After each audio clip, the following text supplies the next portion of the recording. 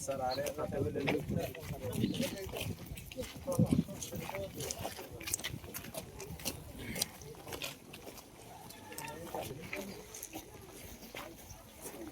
रात्री आना ते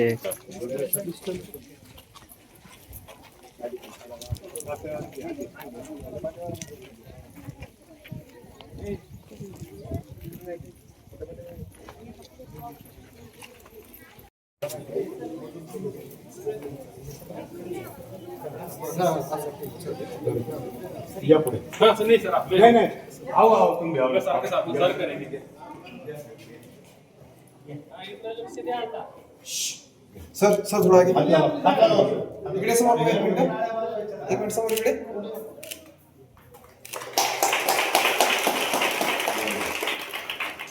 आहे सर हां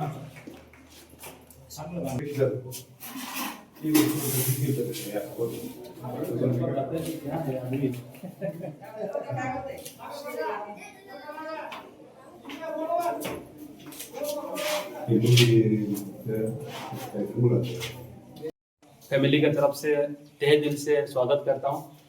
उसके बाद मैं वादा फाउंडेशन के बाद में आऊँगा। सबसे पहले जब मैं बेडस्कर सर से पहले तो मेरे फोन पे बात हुआ, जब मैं मिलने के लिए गया मैं देख के चौंक गया कि एक अधिकारी हो तो बेडस्कर सर जैसा, बिल्कुल डाउन टू अर्थ, और उनकी बातचीत में इतनी सरलता और इतनी स्वच्छता थी कि मैं कल गया था सर से मिलने के लिए। मैं बोला सर ऐसे नमस्कार, मैं अवादा से हूँ, और ले आया था। सर की बात सुन के मुझे लगा अधिकारी हो तो बेडस्कर जैसा, क्योंकि अधिकारी तो बहुत होते हैं हमारे पास, ठीक है, लेकिन अधिकारी होने के बाद भी जो समाज के साथ जुड़े रहते हैं, लोगों के साथ जुड़े रहते हैं, वो प्रतिमा मुझे कल बेडस्कर सर में दिखाई दिया। इसलिए सर्वप्रथम मैं सभी के सामने कह रहा था कि बेडस्कर सर बहुत ही अच्छे हैं। जो मैंने कल पहली बार मिलकर मुझे लगा कि वाह, बेडस्कर सर तो बहुत ही अच्छे हैं। उसके बाद मैं आता हूँ वादा फाउंडेशन के ऊपर। मैं दीपक, और मैं पूरे महाराष्ट्र को लीड करता हूँ, स्टेट हेड हूँ महाराष्ट्र का CSR में। तो मैं महाराष्ट्र में 2018 से काम कर रहा हूँ। बीच बीच में मैं गुजरात और हरियाणा भी जा चुका हूँ, लेकिन महाराष्ट्र मेरा कर्मभूमि रहा है 2018 से। जब भी मैं स्कूल में जाता हूँ, मेरे छोटे भाई बहन से मिलता हूँ, या जब भी मैं उनके लिए सोचता हूँ, मैं ये सोचता हूँ कि मैं कितना ज्यादा उनके लिए कर पाऊँ, या मैं कहाँ पे कमी रह रहा हूँ, जो बच्चे आज मेरे भाई बहन कमी रह रहे हैं, तो कहीं पे भी करता हूँ मैं पूरा महाराष्ट्र में, मैं 40 गांव में, धमन गांव में, अमरावती, यवतमाल, बहुत सारे जगह में काम करके आ चुका हूँ। उसके बाद मैं अभी नागपुर से आ रहा हूँ, और ये मेरा अभी है। तो आप लोगों को मतलब जब भी देखता हूँ, मैं मेरा बचपना याद करता हूँ। जब मैं स्कूल में रहता था तो मैं कैसा था, तब मेरी पढ़ाई कैसा होता था, तो हमारे को क्या क्या कमियां थी। मैं नहीं चाहता कि मेरे भाई बहन में वो कमियां रहे जो मैंने कभी देखा था। मैंने 2001 में 10th क्लास पास करा था, ठीक है, बहुत समय हो गया, 24 साल हो गया, ठीक है, लेकिन तब से लेके अभी तक ऐसे देखा जाए तो शिक्षा की पद्धति में बहुत सारे बदलाव आया हुआ है, बहुत सारे नए ऐड हुए हैं, अभी पढ़ाई बहुत कठिन हो गया है। तो लेकिन हमेशा एक ही कि बच्चों को कितना ध्यान देके पढ़ना है वो आपके ऊपर है। माता पिता बोलेंगे पढ़ने के लिए, टीचर आपको बोल रहे हैं पढ़ने के लिए, लेकिन मेरा ये मानना है जब तक कोई भी बच्चा स्वयं से पढ़ने का ना मन करे तब तक उसको कोई नहीं पढ़ा सकता। ये मेरा खुद का मानना है। आप उसको कितना भी बोलो बेटा पढ़ ले पढ़ ले पढ़ ले, जब तक उसकी मन नहीं होगा, वो कितना भी उसको जबरदस्ती बिठा लो, उसको दिमाग में आएगा ही नहीं। और मैं आपको हमेशा एक ही कहता हूं, आप कुछ भी बनो जीवन में, एक अच्छा इंसान बनो, कुछ भी बनो, डॉक्टर बनो, पुलिस बनो, आप कृषि में क्षेत्र में जाओ, आप कोई शॉप खोलो, कोई भी उद्यमी खोलो, कुछ भी बनो, लेकिन आप एक अच्छा इंसान बनो।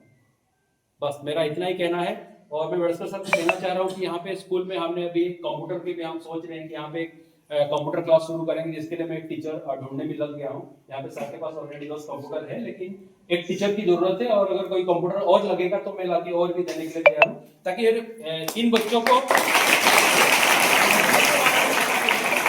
बहुत सारे बच्चे ऐसे होते हैं यहाँ पे जाने के बाद, आजकल डिजिटलाइजेशन का मौसम चल रहा है, AI का जमाना आ गया, आर्टिफिशियल इंटेलिजेंस का आ गया, लेकिन आप लोग पीछे रह जाओगे, आप लोग दुनिया से पीछे रह जाओगे अगर डिजिटल में आप लोग नहीं जाओगे। मोबाइल सभी लोग चलाते होंगे, मैं मना नहीं कर रहा हूँ, लेकिन मोबाइल में आप क्या चलाते होंगे वो आप लोगों को पता है। कितने लोग मोबाइल में शिक्षा देखते हैं, यूट्यूब में देख के कोई कोर्स देखते हैं कि मुझे इस विषय में जानकारी लेना है, मुझे तो नहीं लगता। तो हम चाहते हैं कि आपको यहाँ पे कंप्यूटर शिक्षा मिले फ्री में। कंप्यूटर ऑलरेडी है, अगर नहीं भी होगा तो हम आपको ला के देंगे। एक अच्छे शिक्षक की खोज में मैं हूँ। जैसे ही मुझे मिल जाता है मैं आप लोगों के साथ में कंप्यूटर क्लासेस शुरू कर दूंगा डेली आपके स्कूल आवर में। जो आपका रूटीन है उसमें कंप्यूटर का रूटीन डल जाएगा। हर क्लास के बच्चे जाएंगे, उस बच्चे बाहर निकलेंगे। उसके साथ हम एक लाइब्रेरी की फैसिलिटी भी करेंगे। कुछ लाइब्रेरी की बुक ला के रखेंगे जिसके अंदर आप पढ़ेंगे। सर ने हमको एक रूम भी दे रखा है अलग से, वहां पे हम अपना डेस्क बेंच सेटअप करेंगे। अगर आपको लगे तो वहां पे जाइए, पढ़िए, डेस्क बेंच लेके पढ़िए। हमने कासारी में भी कोचिंग सेंटर चालू करा है सर, वो भी अभी कंटिन्यू भी कर रहा है। तो हमारा यही उद्देश्य है कि कितना ज्यादा आपका विकसित हो जाए। कहा जाता है कहीं पे भी कोई गांव में कोई कंपनी आता ना, उस गांव का विकास होना चाहिए। बहुत सारे हमारे जैसे कंपनी है वो सिर्फ ऊपर ऊपर काम करते हैं, समाज के पास नहीं आ पाते। लेकिन हमारा ये है कि हम आपके साथ मिलकर आपके पास जाके काम करना चाहते हैं। हम आपके पास जाएंगे तो भी हमको पता चलेगा कि आपकी समस्या क्या है। मैं वहां पे बैठ के भी काम कर सकता हूं, लेकिन मुझे पता नहीं चलेगा कि आप लोगों की समस्या क्या है। तो हमारा यही उद्देश्य है कि हम जितना हो सके समाज के साथ रहें और समाज के साथ काम करें। ये शौचालय एक नाम का शौचालय, लेकिन मेरे बहनें 10th के हैं, 9th के हैं, बड़े बड़े छोटे भाई बहन आएंगे तो उनके लिए मेरा ये है कि मैं नहीं, बहनों के लिए होना चाहिए एक शौचालय अलग से, लड़कियों के लिए तो होना चाहिए। इसी उद्देश्य से हमने यहाँ पे बनाया। इसी उद्देश्य से बेड़सकर सर हमको समझ दिया है सिंधी के लिए। हमारा सेम आपका जैसा सेटअप हमने सिंधी में भी दिया हुआ है। बेड़सकर सर आएंगे वहां पे मंडे, वहां पे उद्घाटन है। फिर एक मसाजोग में चल रहा है, वो अभी कंस्ट्रक्शन फेज में, वो भी 15 दिन के बाद हो जाएगा। फिर बेड़सकर सर को मैं मसाजोग में भी लेके जाऊंगा। फिर उसके बाद ड्रिंकिंग वाटर स्टेशन, जहां जहां पे हम बना रहे हैं वहां पे ड्रिंकिंग वाटर स्टेशन भी बन रहा है, ताकि आप स्वच्छ पानी पी सको। तो हमारा यही उद्देश्य है, सबसे पहले जो बेसिक नीड है स्कूल का वो हम पूरा करें। गुणवत्ता शिक्षा और भौतिक साधन, ये दोनों अगर कोई भी स्कूल में हो जाए तो बच्चे अच्छे प्रोग्रेस कर पाएंगे।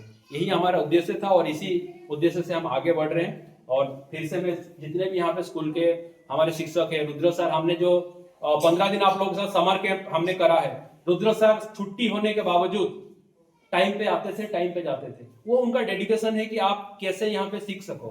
15 दिन हमने जितने भी सीखा, किस दिन ड्राइंग, किस दिन क्विज, किस दिन रंगोली, जितने भी हमने शैक्षणिक शिक्षा करा, रुद्र सर पूरे टाइम हमारे साथ मौजूद रहे। तो ये उनका डेडिकेशन था कि हमारे छुट्टी में भी रुद्र सर हमको पूरा समय दिया है। किसके लिए? ताकि आपकी सर्वांगीण विकास हो। तो ये स्कूल में हमेशा जितने भी शिक्षक हैं वो हमेशा आप लोगों के ऊपर चिंतित रहते हैं कि आप लोग कैसे बेस्ट करेंगे। और आप लोगों का भी ये कर्तव्य बनता है, जो स्कूल के शिक्षक आपके प्रति इतना मेहनत कर रहे हैं, आप उनको रिटर्न में कितना दे रहे हैं। प्रयास भरपूर करिए। देखिए, हमेशा रिजल्ट हमारे हाथ में नहीं होता है, लेकिन प्रयास हमारे हाथ में रहता है। हम कितना कोशिश कर रहे हैं वो हमारे हाथ में है, रिजल्ट हमारे हाथ में नहीं है। आपके कोशिश में कोई कमी नहीं होना चाहिए, रिजल्ट देखा जाएगा। हो सकता है हम पास हो सकता है, लेकिन आप कोशिश करते रहिए। प्रयास में बिल्कुल कमी नहीं होना चाहिए। 100% प्रयास करिए, रिजल्ट की चिंता मत करिए। प्रयास करते रहिए, आगे बढ़ते रहिए। भविष्य में आप लोगों की जो भी मनोकामना है, जो कोई डॉक्टर बनना चाह रहे हैं, कोई पुलिस बनना चाह रहा है, जो जिसको बनना है, भगवान करे आप लोग वो बने। और इस सबसे खुशी इस स्कूल को होगा जब वो कहेंगे कि राधा मेरे स्कूल में 10th में पढ़ रही थी, आज वो पुलिस बन गई या आज वो टीचर बन गई। किस स्कूल का नाम जाना जाएगा? यवता माध्यमिक शाला। कहां से पढ़ के आई है? यवता से पढ़ के आई है। तो सबसे खुशी कौन होगा? यवता के स्कूल वाले खुशी होगी। जब कोई बच्चा ऊपर जाता है तो सबसे ज्यादा गर्वित कौन होता है? उसके पिता, कि देखो मेरा बेटा आज वहां पहुंच गया। ऐसे ही ये जो स्कूल है ना, आप कुछ बन जाओगे, ये स्कूल सबसे ज्यादा गर्वित होगा। बस मैं इतना कहूंगा। और फिर से मैं बेड़सकर सर और जितने भी पधारे हुए सरपंच साहब भी, और एक मैं भूल गया सरपंच साहब के बारे में बोलने के लिए, जैसे बेड़सकर साहब ऐसे हमारे सरपंच साहब भी हमेशा समाज के हित के बारे में चिंता करते हैं। जब भी हमारे बात होता है हम यही बात करते हैं कि हमारे क्या कमी है, क्या नहीं कर सकते। हमेशा जमीन के साथ रहते हैं। लोग बहुत ऊपर जाने के बाद अपना जमीन का भूल जाते हैं कि हम पहले जमीन से आए हैं, लेकिन सरपंच साहब हो गए, बेड़सकर हो गए, जमीन से जुड़े हुए लोग, इसीलिए हम उनके सम्मान करते हैं। तो बस मैं इतना ही कहूंगा। थैंक यू स्कूल के जितने भी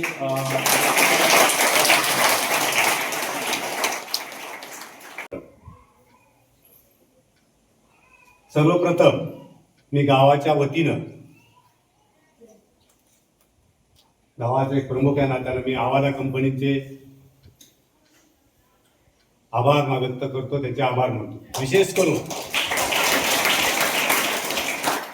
ज्यांनी ही मूर्तमेढ रवली असे देटे सर, राहुल देटेच नाव त्यांचं, देटे सर यांचं पण इथं आभार मानणं, त्यांच्या पाठीमागे त्यांचं सुद्धा उपभोग करणं हे गरजेचं आहे. त्यांचे सुद्धा मी विशेष करून त्यांचे पण आभार मानतो, त्यांच्या सहकार्यांचे पण आभार मानतो. शौचालयाच्या बाबतीमध्ये, एवढ्याच बाबतीमध्ये, कंपनीच्या बाबतीमध्ये बोलायचं जर झालं तर सुरुवातीला माझी आणि त्यांची भेट झाली. त्यांची भेट झाल्यानंतर आमची एक चर्चा झाली. शिंदे साहेब सोबत होते, थोपटे साहेब होते, आणि तिथे विचार केल्यानंतर त्यांना वाटलं की यवता आम्हाला शाळा खूप आवडली आहे आणि यवताच्या शाळेच्या बाबतीत आम्हाला काहीतरी द्यावंसं वाटतंय, तर आम्ही काय द्यायला पाहिजे, बऱ्यापैकी चांगलं होईल. मी हे तुमच्या सगळ्यांचं मागणं त्यांच्या पुढे मांडलं आणि त्या गोष्टी त्यांनी आपलं मत, तुमच्या सगळ्यांचं हित लक्षात घेता, आपल्या शाळेचं हित लक्षात घेता त्यांनी ते कामाला होकार दिला आणि ते आज त्याचं पूर्णत्वाकडे जातंय. म्हणून त्या कंपनीच्या सर्व अधिकाऱ्यांचे मी जाहीर आभार मानतो. ते एवढ्यावरच नाही थांबले दीपक सर, तर पुढे तुम्ही मला मध्ये त्यांची देते सरांची माझी विचार म्हटलं आपल्याला 3 शिक्षक इतर कमी आहेत, आपल्याला शिकता, आपण त्यांना त्यांच्या आपल्या कंपनी मार्फत आम्हाला काय करता येते का, त्याच्याबद्दल आपण प्रयत्न करतो. मी त्यांचा पाठपुरावा केला, त्यांना वारंवार मी त्यांच्याशी संपर्क साधत राहिलो, दीपक सरांचे संपर्क साधत राहिलो, तर त्यांनी पण ते आपल्याला द्यायचं ते कबूल केलं. ते निश्चितच ती सुद्धा आपली गुन्हे थोड्या दिवसामध्ये आपले भरून काढतील. आणि आज आपल्याला आवाजा कंपनीने जे स्वच्छ भारत अभियान जे चालू आहे अख्ख्या देशामध्ये, त्याचा एक कुठंतरी कमतरता आपल्या गावाची त्यांना भासली आणि ती आपल्यासाठी त्यांनी पूर्ण केली. त्याबद्दल पहिले सुरुवातीला एकतर आवाजा कंपनीचे आणि त्या दीपक सरचे सर्वांच्या मार्फत मी आभार मानतो. सर्वांगीण विकास स्वच्छतेचा प्रत्येक ती जी आमची एक कमकुवत बाजू होती ती तुम्ही पहिल्या सुरुवातीला आमच्या शाळेकडे येऊन भेट देऊन बघितली आणि ती दिली. त्यानंतर आमचे गावचे ग्रामपंचायत सरपंच आणि ग्रामपंचायत ही ह्या कामाला सतर्क आहे. कधी बाहेरची काही योजना कुठली यायची असली तर ते पूर्णतः लक्ष घालून सरपंचाचं काम. नाहीतर आता बघता तुमच्या आवाजा कंपनीचे कुणाला 2 रुपये मिळाले तर ते 2 रुपये घेऊनच ग्रामपंचायत जिकडे तिकडे काम करते. पण आमच्या ग्रामपंचायतचे सरपंच, उपसरपंच, ग्रामपंचायत हे सतर्क आहेत आणि गावाकडे चांगले. मी तुम्हाला त्यांच्या समोरच म्हणून सांगितले की या गावातले माणसं तुम्हाला सहकार्य करणारे, कोऑपरेट करणारे माणसं 100% आहेत. त्या सगळ्यांचा आपण सगळ्यांनी उपयोग घ्यावा. मुलांनी सुद्धा चांगली शाळा, इंग्रजी माध्यमाच्या शाळेमध्ये याच्यापेक्षा काही वेगळं शिकवितेत असं अजिबात मनात आणू नका. त्या गुरुजीला खूप काही येतं दुसरं असं बी काही नाही. मी सुद्धा झडपीच्या शाळेमध्ये शिकलो. माझं काही नुकसान झालंय का? शिकते काय? शिकते मुलगा शिकते, शाळा नाही शिकत. हा, तुम्हाला चांगल्या शाळेत घातल्यावर तुमचं सगळ्यांचं चांगलं होईल असं मनात अजिबात आणायचं नाही. तुम्ही शिकलात तर तुमचं चांगलं होईल हे मनात तुम्ही आणलं पाहिजे. त्यामुळे चांगल्या शाळेत घातल्यानंतरच मुलगा शिकतो असं काही नाही. या शाळेत सुद्धा सगळ्या प्रकारच्या सुविधा मिळू शकतात. अभ्यास करा तुम्ही चांगलं. तुमच्या काहीही अडचणी असू दे, आपण या गावाच्या वतीनं, प्रशासनाच्या वतीनं, सगळ्यांच्या शिक्षकांच्या वतीनं त्या आपण सोडू. आवाजा कंपनीला मनापासून धन्यवाद देतो की गरीब मुलांच्या शिक्षणासाठी तुम्ही चांगल्या प्रकारची सोय निर्माण करून दिली. शासनाच्या वतीनं तुमची मनापासून या ठिकाणी आभार मानतो.